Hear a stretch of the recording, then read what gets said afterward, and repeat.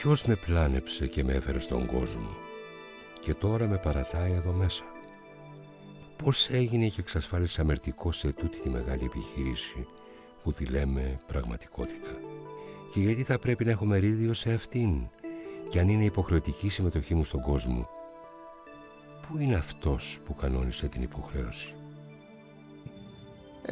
Φρόντισα να μην ξεστρατήσω από το στόχο μου.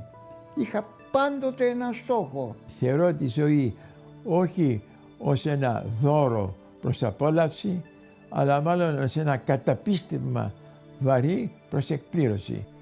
Δεν θα είσαι ποτέ ευτυχισμένος εάν συνεχώς ψάχνεις από τι αποτελείται η ευτυχία.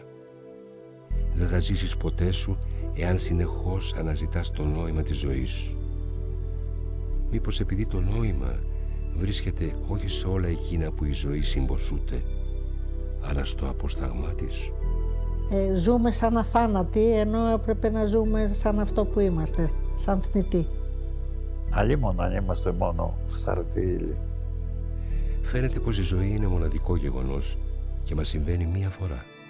Ζεις μόνο μία φορά, αλλά αν το κάνεις σωστά, μία φορά είναι αρκετή.